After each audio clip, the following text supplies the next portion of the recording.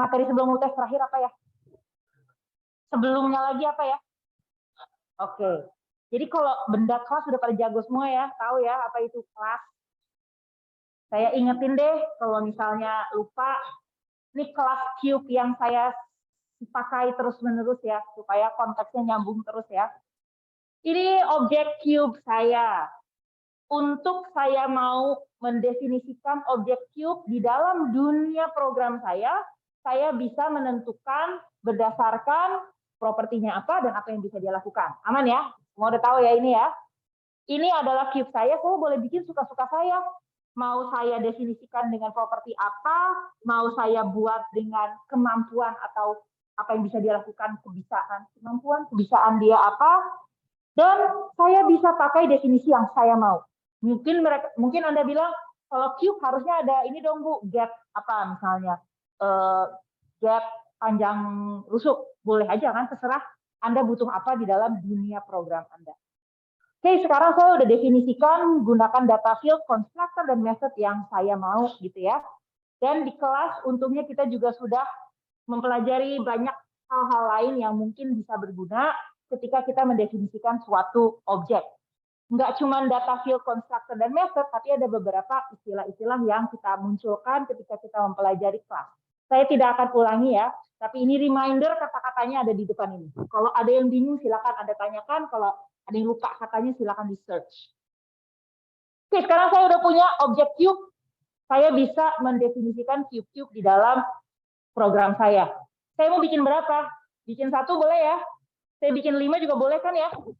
Pokoknya saya mau pakai cetakan atau blueprint cube saya mau bikin seberapa banyak suka-suka saya dengan properti yang berbeda-beda juga boleh. Yang penting dia ngikutin rules yang sama. Ingat beberapa simbol-simbol ya. Kalau plus artinya public, kalau negatif minus artinya private, kalau di garis bawah artinya statik ya. Jadi dejavu ya, ada pertanyaan seperti ini ya di UTS ya. Oke, sekarang saya udah punya objek cube. Lalu objek cube saya cetak menjadi berapapun cube yang saya butuhkan. Nah, ini kalau cube cukup straightforward, tapi kita juga sudah mempelajari ya bahwa kalau saya ingin memodelkan objek-objek di dalam program saya seperti dunia nyata, kan tidak semua objek itu tidak saling lepas ya.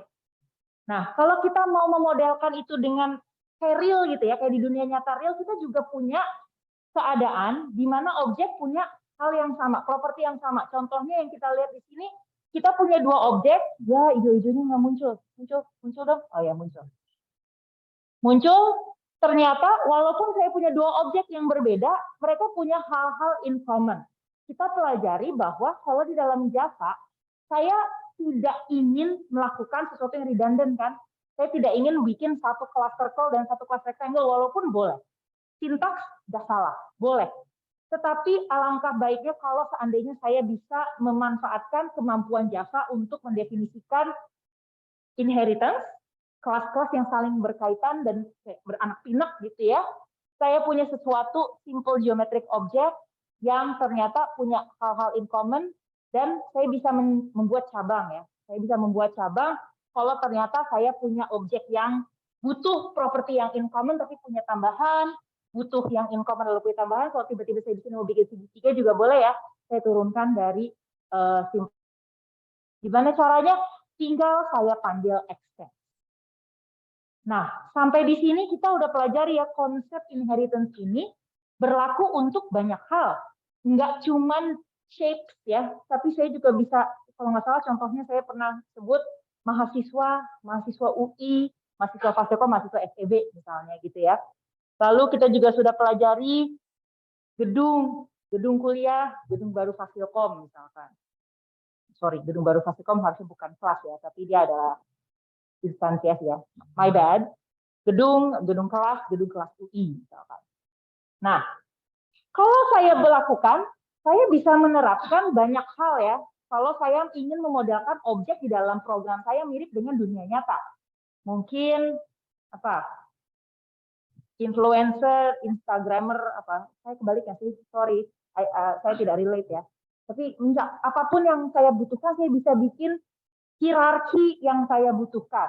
Yang penting, saya tuh perlu ingat, kalau saya bikin hierarki seperti ini, apapun yang mengextend, yang ke bawah, subclass, pasti akan mendapatkan, mewarisi dari superclassnya properti dan method. Jadi kalau di sini punya properti ABC, pasti di sini punya ABC, pasti di sini punya ABC. Lalu, untuk konstruktor tidak diinherit, tetapi bisa dipanggil dengan keyword super. Bahkan, kalaupun nggak saya panggil supernya, kadang-kadang dia suka manggil secara implisit. Ya. Nah, di subclass, dia kan udah aman ya, dia dapatkan properti dari ibunya, dia dapatkan method dari ibunya, tetapi kadang-kadang methodnya nggak pas, bisa juga saya override, saya bisa tambahin properti, tambahin method, tapi kadang-kadang apa yang diturunkan dari atas kurang pas, saya bisa revise, saya bisa ganti. Namanya overriding. Jadi sampai sini semua udah tahu untuk prinsip subclass dan superclass. Dalam konteks ini, semakin saya ke bawah, saya semakin spesifik, betul ya? Semakin konkret. Tadinya ide saya apa sih? Geometric object. Itu sesuatu yang agak ngawang gitu ya. Lalu saya turunkan, saya jadiin segitiga, saya jadiin rectangle, saya jadiin circle gitu ya. Oh, lebih konkret gitu kan? Semakin spesifik karena biasanya kita propertinya makin banyak, metodenya makin banyak, jadi semakin spesifik. Berarti kalau saya dari bawah ke atas, berbeda ya. Semakin saya ke atas, dia semakin tidak spesifik dan semakin tidak konkret. Bayangkan tadi rectangle yang konkret, saya naikkan ke atasnya jadinya geometric object. Itu sesuatu yang agak ngawang-ngawang atau dengan kata lain lebih abstrak. Semakin saya ke atas, konsep yang saya punya, ini objek kan ya, ini semua objek kan ya? Objek sih, cuman kalau ke atas, objeknya lebih seperti idea, gitu ya. It's an abstract concept di mana mungkin tidak ada di dalam dunia nyata benda yang beneran kayak gitu. Contohnya geometric object, jarang ya saya bakal bilang, oh lihat ada geometric object di situ, jarang ya. Saya bakalan bilang itu kotak gitu kan, itu circle gitu. Karena ini adalah yang abstrak.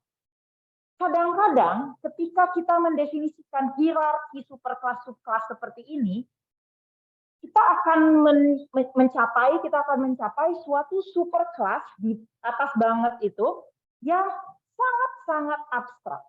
Sehingga kita tidak masuk akal untuk saya membuat suatu objek dari dia. Contohnya yang tadi geometric object. Mungkin tidak masuk akal di dalam program saya untuk bikin geometric object. Nggak ada gunanya, dia nggak bisa, panjangnya nggak ada kan tadi ya, cuma warna sama field, nggak bisa jadi benda konkret gitu.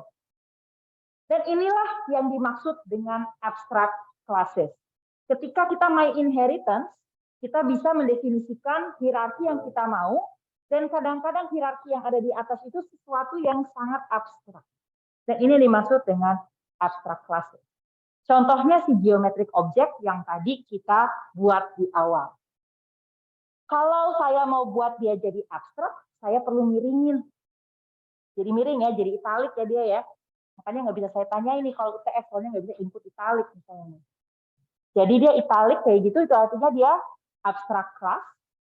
Lalu kita juga udah pelajari ketika inheritance ya, kita punya protected ya, yang beda ya. Jadi kan ada private, ada public, ada default, dan ada protected. Kalau protected berarti bisa diakses sama yang subclassnya dari superclassnya. Betul. Tandanya tanda pagar untuk protected. Memang belum disebut sebelum ini.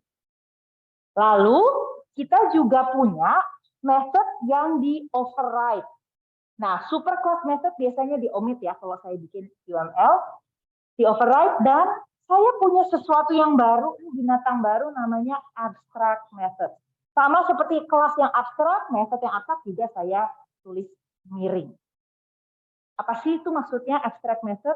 Oke, kita lihat deh, ini kan UML diagramnya, coba kita lihat code-nya. Biasanya anak Fasilkom kalau lihat code langsung, oh gitu maksudnya. Coba kita pecah, kita lihat code-nya.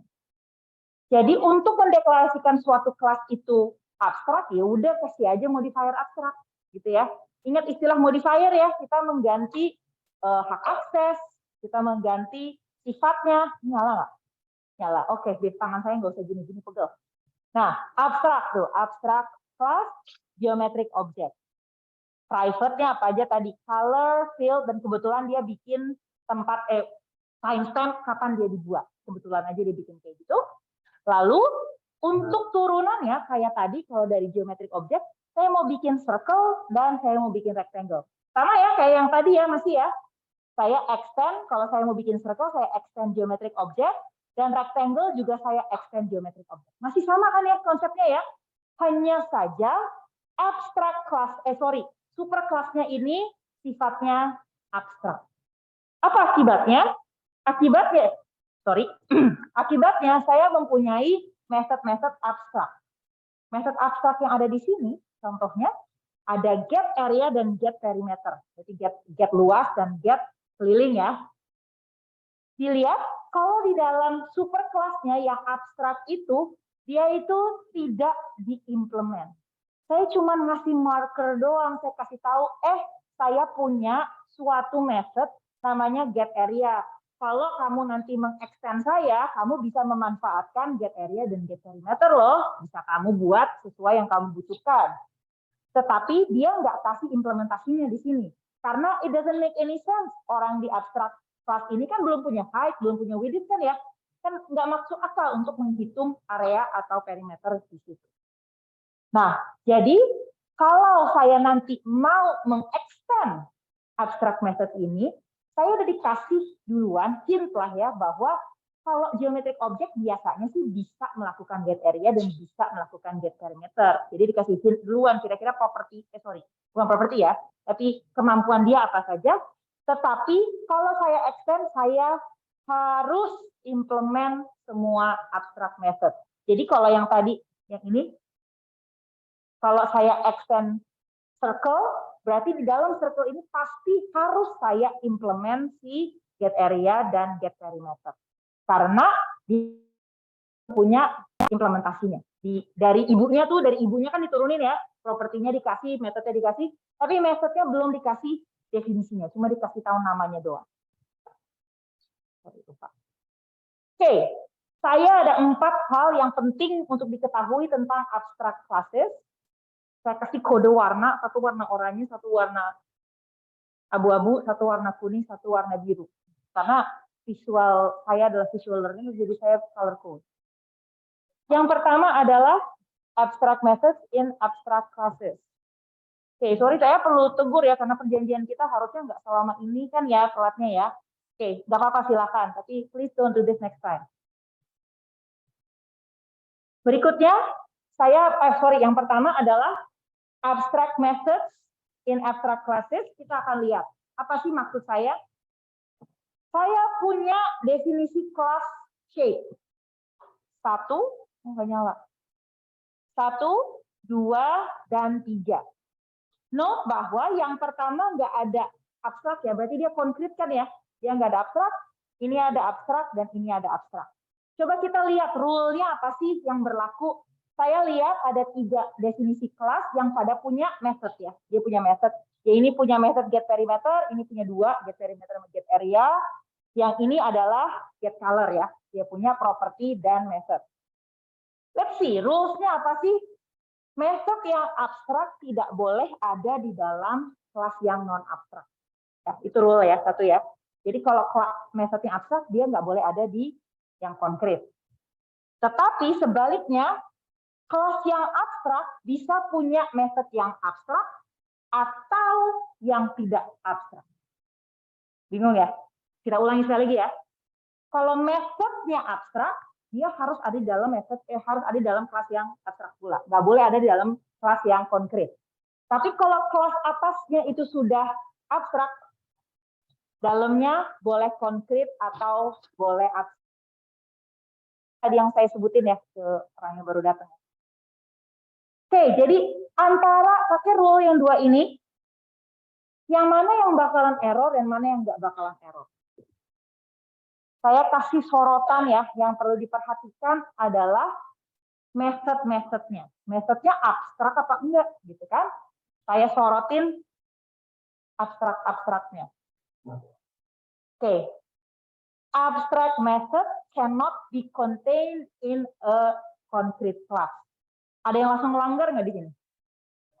Ini ya, yang ini ya. kelasnya konkret loh, nggak pakai kata abstrak kan? Berarti nggak boleh dia punya method yang abstrak. Oke, ini harusnya error ya. Bagaimana yang bawah ini? Kelasnya abstrak kan ya? Dalamnya metodenya abstrak semua. Boleh ya? Boleh. Lalu yang ini, kelasnya abstrak, dia punya satu properti dan dia punya satu getter kan? Tapi getternya ini abstrak nggak? Enggak ya, ada implementasinya kan? Ada implementasinya bahwa ada statementnya return color. Berarti boleh atau enggak nih? Tetap boleh kan? Karena kalau kelasnya abstrak, saya boleh isi yang abstrak, saya boleh isi yang konkret. Tapi kalau yang metodenya abstrak, cuma boleh ditaruh di kelas yang abstrak pula. Jadi kalau di antara ini, 3 statement ini, yang error cuma 1, karena method abstrak nggak boleh ada di dalam kelas yang konkret. Itu poin pertama tentang abstrak method dan abstrak class. Lalu, yang kedua, objek tidak boleh dibuat, kita nggak bisa instansiasi objek dari abstrak class. Ini masuk akal dengan, kenapa sih kita perlu punya abstrak class in the first place? Karena kan itu suatu ide ya, suatu konsep gitu ya, dalam hal geometric object, dalam hal shape gitu ya. Kalau shape-nya nggak jelas shape apa masuk akal saya bikin objek-objek shape tersebut? Tidak terlalu masuk akal ya, seperti di dunia nyata ini juga, mungkin saya punya apa ya, misalnya superclass yang paling atas adalah ilham gitu ya, lalu ilham jadi lagu lah, jadi apa, lukisan mungkin atau apa, tapi kan idenya besar itu mungkin sesuatu yang abstrak, sehingga nggak masuk akal dong saya buat objek yang tipenya adalah abstrak kelas tersebut.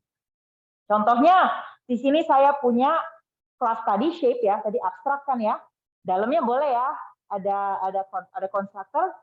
Tapi di kelas main-nya, ini di main-nya, saya buat shape S sama dengan new shape. Ini nggak boleh dilakukan karena saya nggak bisa melakukan new pada kelas yang abstrak. Saya nggak bisa bikin objek dengan jenis yang abstrak. Oke, itu yang kedua. Lalu yang ketiga, concrete methods, jadi method yang tidak abstrak, kalau saya extend kelas tersebut, di bawahnya saya jadiin dia abstrak itu boleh. Jadi contohnya, coba kita lihat, saya punya kelas circle, berarti superkelasnya circle ya. Circle, lalu saya punya abstract class round, extend circle. Jadi subkelasnya round ya, circle di atas, round di bawah gitu ya. Tadinya saya punya kelas, saya punya method get area. Ini ada implementasinya ya, berarti ini konkret.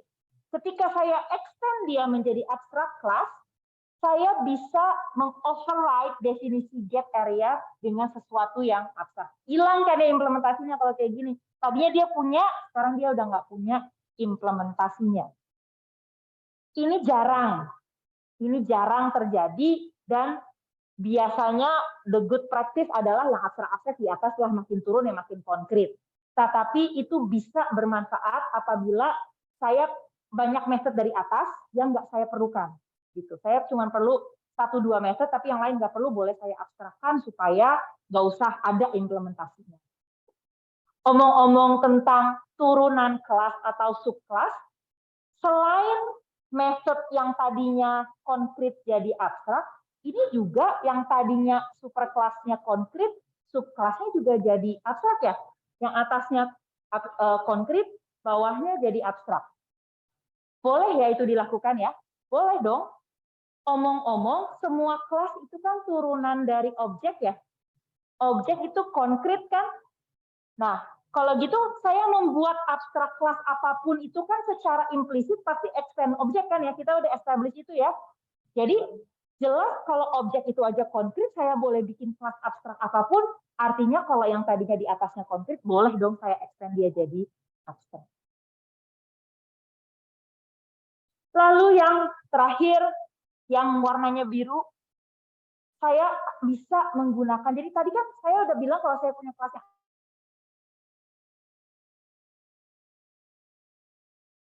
sama dengan new shape kan, nah boleh saya bikin seperti itu, tetapi ternyata saya tetap bisa melakukan menggunakan abstrak kelas sebagai tipe. Saya nggak bisa bikin instansi, saya nggak bisa pakai kata new, tetapi saya bisa menggunakan dia sebagai data type. Contohnya saja, ini adalah definisi kelasnya ya. Yang ini kan jelas nggak boleh ya, kan nggak boleh pakai new ya. Tetapi coba perhatikan yang ini, yang saya biruin ini. Saya membuat suatu array yang isinya shape. Shape-nya itu sesuatu yang abstrak kan? Tetapi saya isi dengan anaknya, yaitu circle. Untuk yang ini boleh saya lakukan. Saya bisa gunakan dia sebagai data type, tetapi saya nggak bisa membuat objek nyatanya, itu nggak bisa. Ini inline dengan yang sebelumnya sudah kita pelajari sebelum UTS. Ingat apa? Depannya P, polymorphism, gitu kan? Saya pakai ibunya, saya pakai superclassnya sebagai tipe, gitu. Saya deklarasikan ini bakal diisi superclass, tapi sebenarnya saya bisa isi dengan apapun yang menjadi anak. Oke, jadi sampai sekarang ini adalah abstrak class. Abstrak class adalah suatu superclass, kita udah pelajari itu semua sebelum UTS, superclass yang konsepnya abstrak banget sampai saya kasih nama abstrak, gitu ya. Mungkin Anda mikir buat apa sih ada abstrak class, tetapi sebenarnya di dalam Java udah banyak banget loh kelas-kelas abstrak yang udah available untuk kita pakai. Yang pertama, number. Semua kelas ini wrapper ya, ini kan wrapper kelas ya tadinya ya, kita udah pelajari integer, long, double, dan seterusnya. Mereka semua itu adalah turun dari abstrak class number. Kita nggak pernah tahu kan? Kita nggak pernah tahu, tapi ternyata mereka adalah extend dari kelas number. Kelas number ini kalau Anda mau buka-buka dokumentasi Java-nya itu ada. Jadi semua method yang ada di masing-masing itu dia ngambil dari ibunya. Tapi nggak masuk akal kan untuk number itu mempunyai method tersebut, makanya kita buat dia adalah abstrak, baru secara konkret di turunannya kita bisa implementasikan dia. Apalagi, ada juga di dalam Java, kelas calendar. Calendar itu adalah kelas yang abstrak, lihat ya, dia miring ya ditulisnya ya, pakai miring. Tetapi kita bisa turunkan dia menjadi banyak. Oke, bagian kedua dari lecture kali ini adalah interface. Apa sih itu interface? Coba kita lihat definisinya dulu deh. Nah, saya nggak akan pernah minta Anda jawab di ujian apakah itu interface, tapi coba kita pelajari sama-sama. Interface is a class-like construct. Berarti dia bukan kelas ya. Dia mirip sama kelas, tapi bukan kelas. Yang isinya hanya konstan dan method abstrak, mirip dengan abstrak kelas, tetapi tujuannya memang untuk mendefinisikan common behavior. Oke? Saya contohnya, saya biasanya itu ada lebih kepada behavior, jadi lebih kepada kelakuan, lebih kepada kemampuan dia. Makanya notice bahwa nama-nama yang banyak ada ini biasanya able, gitu ya. Dia bisa apa sih? Dia comparable, dia edible, dia clonable. Jadi contohnya car rentable, mushroom is edible. Bisa sih saya pakai definisi bahwa interface adalah suatu kelas yang spesial. Tetapi saya nggak terlalu suka menggunakan definisi ini karena tadi kita udah establish kalau interface bukan kelas, gitu kan? Jadi nggak pas dong kalau saya bilang dia kelas yang spesial. Dia bukan kelas loh, tapi dia mirip dengan kelas. Nah, sama seperti abstrak kelas, saya bikin interface juga nggak boleh bikin objek ya. Saya, jadi contohnya kalau tadi interface edible, saya nggak bisa bikin new edible, nggak bisa. Unlike an abstract class, interface cannot have constructors. Tadi abstract class masih ada constructor kan ya? Sekarang nggak boleh. Keyword yang saya akan pakai kalau saya punya interface yang mau saya gunakan, tidak lagi pakai kata extend, tapi saya pakai kata implement. Gimana sih deklarasinya? Sama kayak kelas. Tapi instead of saya ngomong public class edible, saya ngomong public interface edible. Di dalamnya tadi isinya cuma boleh constant dan abstract method. Ini abstract method boleh dong ya? Ini abstract method. Saya menggunakan interface edible sebagai marker, kayak tadi Adrian bilang, untuk menunjukin bahwa objek-objek kelas-kelas yang implement interface edible adalah objek-objek yang mempunyai sifat ini. Bisa melakukan ini. Sebagai suatu contoh, Saya punya kelas chicken dan fruit. Saya punya, nanti habis ini kita buka code-nya ya. Saya punya kelas chicken dan fruit, dua-duanya implement edible. Jadi saya tahu bahwa dia punya method abstrak tadi edible. Tetapi saya juga punya fruit yang, saya punya original apple yang extends fruit. Kita akan buka dulu ya code-nya ya.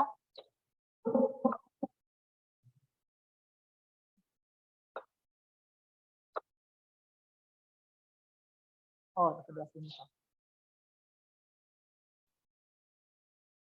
Kita acting dulu bentar, ulangi lagi. Saya punya interface edible, ini seperti yang ada di slide, dan kita tahu bahwa saya punya satu method abstrak yang ada di dalamnya. Artinya kalau saya mau membuat kelas apapun yang implement edible, saya tahu bahwa dia pasti punya properti, bukan properti, mohon maaf, dia punya kemampuan untuk melakukan how to keep. Kita akan tes ya. Oke.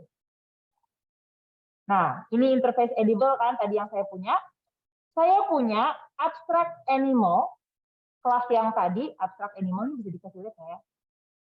Animal ini ya, abstract animal.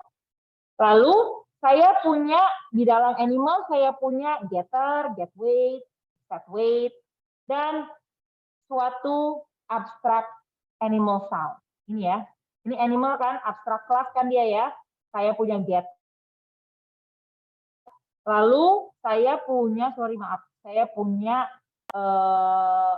suatu method seperti ini. Nah, sekarang saya hapus dulu deh yang bawahnya dulu ya. Nanti dulu deh. Saya punya suatu class chicken, extends animal, implements edible. Jadi dia adalah subclassnya animal. Coba kita lihat animal, dia punya ini ya, ini animal ya. Berarti dari animal, chicken pasti mendapatkan method get weight dan set weight.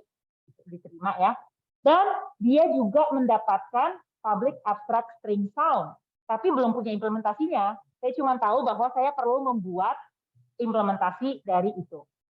Jadi tapi juga dari edible, kita tahu bahwa dari edible dia juga punya method ini, how to eat gitu ya. Nah, jadi di sini untuk mendefinisikan class chicken, saya perlu pertama mengimplementasikan how to eat. Chicken goreng. Aduh, puasa-puasa gini enak banget ya.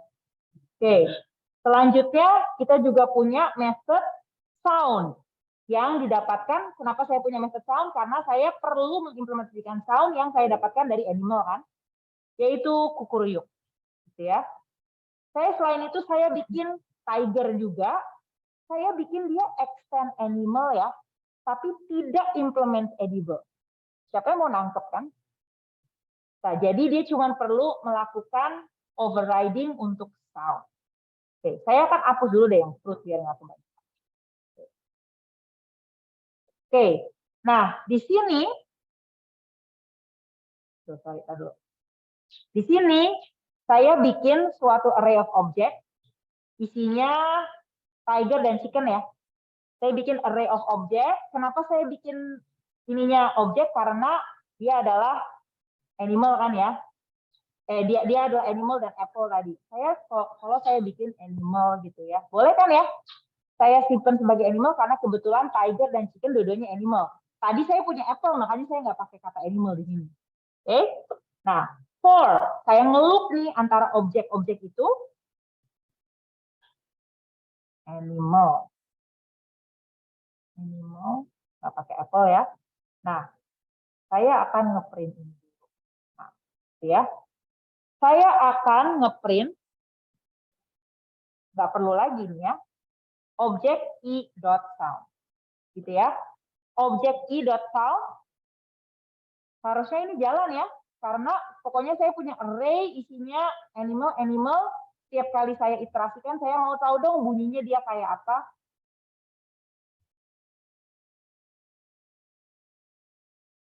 Zoom up, edible.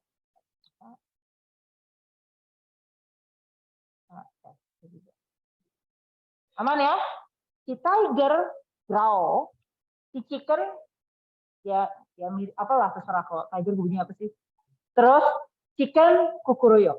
Oke ya, aman ya. Nah, sekarang apa yang terjadi kalau saya memanggil how to eat ya tadi ya? How to eat. Gitu ya. How to eat. Kalau si chicken tadi dia implement kan ya, jadi dia punya ya. Kalau si tiger nggak punya kan ya? Coba. Dia nggak bakalan nemu. Jadi saya perlu ngecek dulu dia implement edible atau enggak, atau dengan cara lain kalau tadi saya terusin yang apa? Yang saya undo dulu deh ya, biar saya nggak usah ngetik ulang ya, sorry ya. Nah, saya juga bisa memiliki, kalau di contoh yang UML diagram yang tadi ada di slide, saya juga punya suatu abstract class fruit implements edible. Nah, saya udah tahu duluan kalau yang atas, si fruit yang abstrak ini implement edible. Jadi saya tahu bahwa di sini sebetulnya secara implisit, di sini saya tahu bahwa saya punya how to eat ya. How to eat. Secara implisit saya tahu di sini punya how to eat. Tapi saya belum implementan karena dia masih abstrak. Saya turunin dia jadi apple, saya turunin dia jadi orange. Gitu ya. How to eat-nya apa sih? How to eat-nya orange, apple disuruh bikin cider, kalau orange suruh bikin orange juice. Oke, nah sekarang kalau saya gabungkan dua jenis objek tersebut, saya masukkan dia ke dalam array yang ini juga akan menjadi isu kalau tadi saya manggil yang, sorry, ini saya copy aja ya, biar saya nggak usah ngetik ulang. Kalau saya mau meneruskan, jadi pertama kalau saya cuma mau manggil sound doang, ini pasti error. Nah, dia nggak nemu soalnya sound. Oh, karena saya nyimpen dia sebagai objek kan, menjadi animal, gitu ya. Saya harus, sorry, A-nya besar. Saya harus casting dia menjadi animal dulu. Coba kita jalankan. Kalau saya casting gimana? Boleh kan? Saya casting dulu, gitu kan? Jadi ini akan exception. Karena walaupun si tiger dan chicken pertama saya turunin bisa, ini tuh gak bakal bisa. Jadi kalau saya mau, saya harus cek dulu untuk dia animal atau bukan. Kalau iya, baru saya akan panggil sound. Nah, baru dia jalan, ya, tanpa error. Nah, gimana kalau misalnya yang edible-nya? Nah, untuk edible-nya, ini saya komen dulu ya. Untuk edible-nya, kan berarti kan saya perlu membuat dia menjadi edible. Saya panggil how to eat gitu ya. Harusnya gitu kan ya? Coba. Dia nggak nemu how to eat dari interface. Oh, saya typo ya? Oh, sorry. Saya harus pakai kurung buka. Sorry. Gitu ya. Lalu saya jalankan. Kan saya udah convert dia jadi edible kan? Saya udah convert dia jadi edible. Saya mau panggil how to eat. Guys. Nah, dia nggak bisa karena tiger bukan. Berarti saya perlu cek dulu. Yaitu edible bukan. Kalau iya, baru saya bisa panggil how to eat. Baru dia bisa jalan. Jadi kelihatan ya bahwa kita tuh kayak ngebuat diagram Venn di sini. Bahwa di sini ada animal yang merupakan subclass dari abstract class animal dan juga edible. Tapi ada juga yang subclass dari abstract class animal tapi nggak edible. Lalu saya juga punya fruit yang edible, tapi dia bukan animal gitu. Jadi di sini kita bisa mulai membuat klasifikasi objek lah ya, klasifikasi objek yang berdasarkan dengan properti yang in common. Kalau misalnya di dalam dunia beneran tidak masuk akal ya kalau buah saya masukin bareng sama chicken dalam satu kategori. Extend apa gitu kan? Extend apa? Makhluk hidup apa ya? Jadi sulit ya kita membuat suatu categorization yang masuk akal. Apa coba chicken sama fruit disatuin? Sulit kan? Sehingga kita sekarang bisa, nggak apa-apa lah, fruit kan barengan sama fruit aja. Chicken sama tiger ya barengan sama animal aja kalau kita ngomongin kategori ya. Tetapi ternyata chicken dan fruit memiliki sesuatu in common, yaitu bahwa sama-sama merupakan sesuatu yang bisa dimakan. Sehingga kita bisa mengelompokkan dia lah ya secara implisit, oh dia sama-sama bisa dimakan, sama-sama memiliki method edible. Method how to eat, sorry. Tadi itu. Oke, notice tadi waktu kita membuat kelas, interface yang tadi edible, kita udah punya kriteria yang lebih ketat ketika kita membuat interface. Semua data field harus public final static, karena kan cuma boleh isi konstanta tadi kan, nggak boleh diisi variabel, nggak boleh diisi data field, cuma boleh diisi yang konstanta. Jadi semua data field dalam interface pasti public final static. Dan methods pasti public abstract. Pasti public dan pasti abstrak.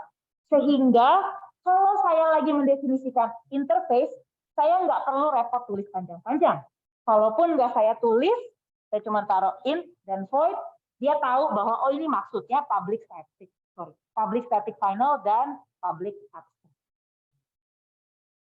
Walaupun public modifiernya nggak usah ditulis ketika saya definisiin tadi edible, tetapi ketika saya implementasikan dia secara konkret perlu saya tempelkan ulang. Saya personally nggak pernah mengomit, cuman biar nggak lupa kalau saya. Oke, ini juga akan ngaruh. Sebenarnya exercise ini lebih kepada polymorphism, bukan kepada interface. Tapi bisa kita lihat contohnya di sini. Potongan kode yang di bawah ini. Saya punya objek apa aja ya? Saya punya public class cellphone, implement GPS enabled, radio enabled. Oh, kalau interface saya bisa implement lebih dari satu ya. Tadi belum dibahas ya. Saya bisa implement GPS enabled dan radio enabled. Artinya saya mendapatkan method itu dan dua method ini kan ya. Saya dapatkan di dalam kelas ini, tapi saya perlu melakukan implementasi saya sendiri. Oke, sekarang saya mempunyai suatu cellphone, saya kasih nama Xiaomi, karena saya nggak dibayar sama perusahaan tersebut, jadi saya nggak pakai namanya. Sama dengan new cellphone. Lalu saya mau lakukan print location, bisa ya? Prosesnya gimana? Saya nyimpen dia sebagai tipe cellphone, gitu ya. Sehingga dari kelas cellphone ini, saya memiliki akses terhadap saya pakai. Tapi saya kemudian membuat implementasi saya sendiri. Oke, aman. Print location, yaitu implementasinya dapat. Start radio, saya dapat implementasinya beres.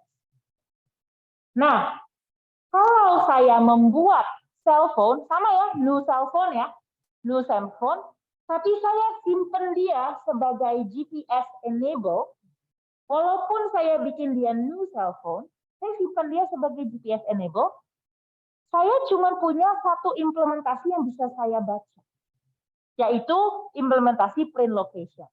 Dapat kan di situ? Samsung Start Radio ini tidak akan bisa ditemukan. Dia nggak nyadar, ini yang mana orang saya jenisnya adalah GPS enable. Makanya tadi saya bilang, ini exercise-nya lebih kepada polymorphism sih sebetulnya, bukan terhadap interface. Tetapi prinsipnya adalah, walaupun dia interface, bukan kelas, dia banyak perlakuannya mirip banget sama kelas. Makanya tadi dibilang class-like. Nah, omong-omong tentang interface method, kan tadi saya memiliki misalkan interface radio enable. Lalu saya punya kelas cellphone yang implement radio enable. Isinya apa sih radio enable? Lihat, saya tiba-tiba mau ngubah interface yang ada di atas ya. Kan ini adalah interface, lalu ini adalah kelas yang mengimplement dia. Oke, no problem. Sekarang saya punya cellphone, saya mau pakai si radio enable. Saya tahu saya punya dua method ini yang perlu saya implementasikan. Saya implementasi 1 dan 2. Tiba-tiba saya memiliki ide, oh kayaknya untuk interface ini saya perlu menambahkan method baru. Kalau gitu, cellphone juga harus mengimplementasikan dia kan ya? Mau nggak mau, harus. Karena semua yang abstrak yang diturunkan harus diimplementasikan di kelas yang mengimplementnya kan? Bayangkan seandainya saya udah bikin program yang turun-temurun banyak nih ya.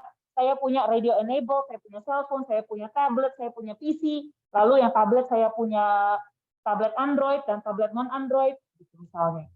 Kebayang nggak berapa banyak definisi kelas ke bawahnya harus saya edit? Gara-gara interface-nya saya tambahin satu method. Semua harus saya edit kan? Jadi, untungnya, nggak boleh ya, harus diimplementasi. Tetapi untungnya kita punya cara untuk membantu. Kita punya default interface method. Sejak Java 8 ya. Sejak Java 8 Makanya jika ada yang masih menginstall Java tua di laptopnya, tolong di-update. Sejak Java 8, saya bisa di interface definition, saya bisa menaruh default implementation. Jadi, jadi membantu saya kalau misalnya saya nambahin kayak gini, saya nggak perlu ngutak-ngatik semua yang menurunkan dia gitu untuk mengimplementasikan. Dan kalau saya punya default implementation, maka dia bisa diturunkan dan untuk semua yang implement dia bisa pakai dia unless saya override. Bisa saya override ya, selalu bisa saya override implementasinya. Oke. Untuk ditanya tentang default interface methods, nah, this feature enables you to add a new method to existing interface without having to rewrite the code. Jadi kalau interface mau saya utak-atik, saya kasih default implementation, nggak akan langsung bikin code saya error, gitu ya. Kita udah coba-coba ya beberapa hal yang bisa dilakukan di abstract class, mana yang nggak bisa di interface, dan seterusnya. Apa sih bedanya? Sama-sama menyediakan template gitu ya, sama-sama menyediakan konsep tentang suatu properti atau sifat yang dimiliki oleh objek. Nah, kalau misalnya ngebanding-bandingin, in an interface, the data must be constant, an abstract class can have all type of data. Mungkin yang paling mudah membedakan adalah kalau abstract class masih kelas loh, dia masih kelas. Sehingga dia masih ngikutin rule-rule yang ada di kelas, artinya saya masih boleh punya data field, saya masih boleh punya constructor, saya masih boleh punya method. Method saya belum tentu harus abstrak, boleh saya bikin concrete, boleh saya bikin abstrak. Jadi, constructor walaupun tetap ada, dia bakalan kepanggil sama subclass-nya. Karena saya nggak boleh kan bikin new pakai abstract class, jadi nggak akan pernah dipanggil sama diri sendiri. Kepanggil sama subclass-nya. Lalu untuk method tidak ada restriksi. Maksudnya restriksi adalah apakah dia abstrak, apakah dia harus bertipe statik, semua itu masih ngikutin kelas. Sedangkan untuk interface, semua variabel public static final harus konstan semua, nggak boleh variabel. Ada constructor karena interface juga nggak bisa dibikin objek sendiri kan, percuma, dan dia nggak dipanggil kan, itu bukan extend. Kalau ini kan extend berarti masih dipanggil kan super-super ke atas. Sedangkan untuk metodenya dia cuma boleh berisi public abstract instance method, public default, and public static method. Sehingga untuk interface kita boleh mengomit atau tidak menggunakan modifier. Karena untuk interface udah pakem lah, pasti data field-nya modifier ini, metodenya modifier ini. Kapan ya saya pakai interface? Kapan saya pakai abstract class? Nah, nggak ada rule-nya, tetapi beberapa tools dari interface adalah kalau inheritance cuma boleh satu kan. Saya kan cuma boleh extend satu kali. Saya nggak bisa extend ABC. Sedangkan kalau interface, saya bisa mengextend banyak. Extend cuma boleh satu, implement boleh banyak. Interface-nya boleh sampai berapapun. Saya belum pernah nyoba lebih dari 5 sih, tapi teorinya boleh sampai berapapun. Kalau interface, saya bisa extend juga loh ke bawahnya kalau saya mau mendefinisikan interface ke bawah. Jadi kapan saya boleh pakai interface, kapan saya boleh pakai class? In general, is a relationship lebih baik dimodelkan menggunakan class. Jadi kalau misalnya ya kayak tadi kategori gitu ya, kalau saya sedang melakukan kategorisasi objek-objek saya lebih baik menggunakan class. Jadi ada class, extend. Nah, tetapi kalau saya punya with is a relationship atau saya hanya ingin memberikan common property, common kemampuan, saya bisa menggunakan interfaces. Contohnya able, makanya dia bisa apa? Makanya banyak banget nama interface itu comparable, edible gitu. Karena dia menggambarkan biasanya method atau kebisaan kemampuan yang dimiliki oleh objek-objek dalam kelompok tertentu. Nah, dan pada akhirnya in practice interface sering dipakai untuk mengakali keterbatasan Java yang cuma boleh satu kali inheritance. Kalau extend kan cuma boleh sekali ya. Inheritance boleh banyak. Mohon maaf. interface apa implement boleh banyak, sorry. Extend cuma boleh satu, implement boleh banyak. Jadi kalau memang Anda sedang memodelkan hubungan antar kelas yang sangat kompleks, tidak cuma sekedar ini subkelas, ini superkelas, biasanya bisa diakali dengan menggunakan interface. Habis? Apakah sampai di sini ada pertanyaan?